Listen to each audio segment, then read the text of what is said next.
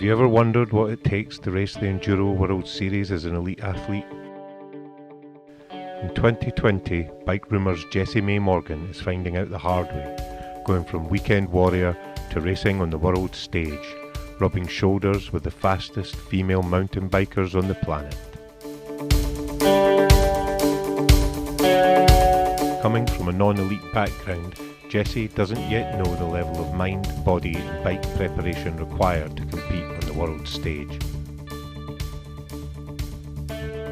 Enlisting the help of Edinburgh Napier University sports scientist and enduro coach Professor Geraint Florida-James, Jessie-May is preparing to race 2 rounds in 2020, in amongst it with the world's best at Val di Fassa in the Italian Dolomites and Petzen Jamnica on the Austrian-Slovenian Border. Jessie-May secured her place in the elite ranks with a podium at a European Enduro round in her hometown, Innerleithen, placing her at number 26 in the world rankings. I have no idea how well I'm going to perform at these. It's really difficult in the women's field to have any idea of where you might slot in. I could come dead last. I'd be delighted if I was in the top 20. That would be huge for me.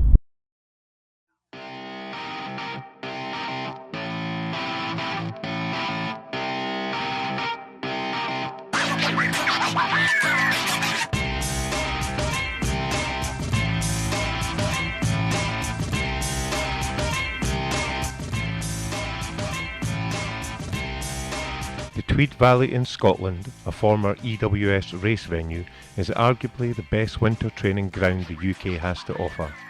What it lacks in elevation, it makes up for in steep, technical terrain on which pro riders Katy, Winton and Louise Buchanan honed their skills.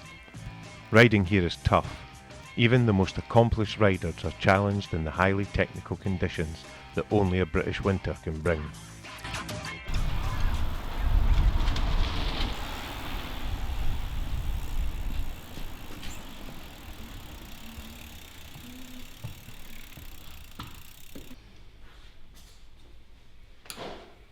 Physically, obviously, it has been like a huge change for me. I was previously only riding like 2 to 3 times a week.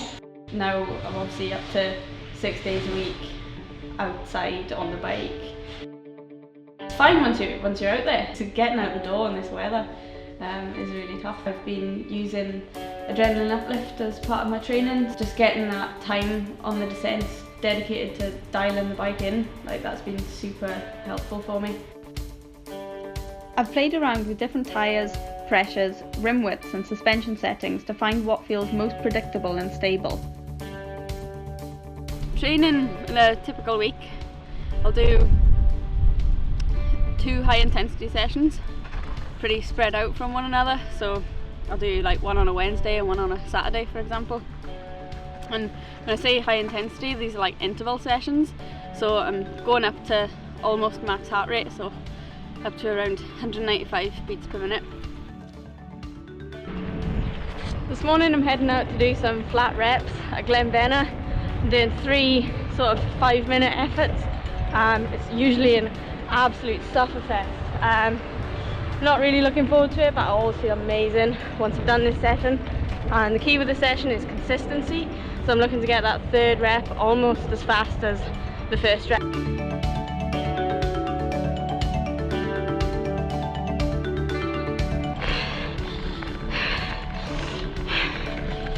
Approaching the end of this 1st rep, have 190 beats per minute. Boost. Push, push, push. Come on, push.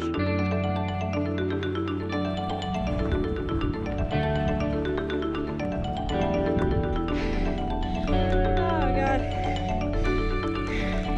I've been working on core stability and strengthen the upper body.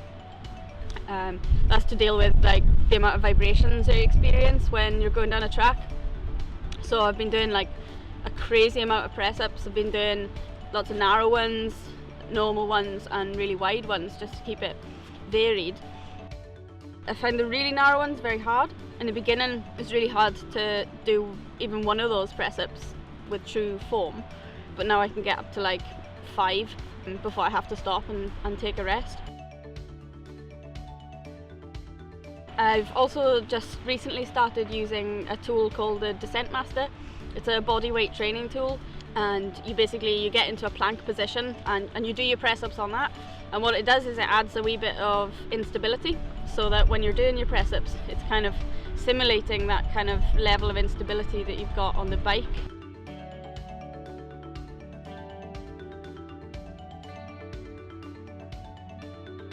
So while I'm training 6 days a week, most of those days I'm out training on my own, but I make sure that at least once a week I still get out with my pals and do a social ride. We tend to not just go out and ride trail after trail after trail, we tend to pick a trail and go in session. Next time on the path, Jessie-May's training ramps up as she approaches the race season. Join us to learn how she's been developing her core strength, simulating race runs, and putting some numbers to her fitness in the sports science lab. Jessie will then go against the clock in her first race of the season.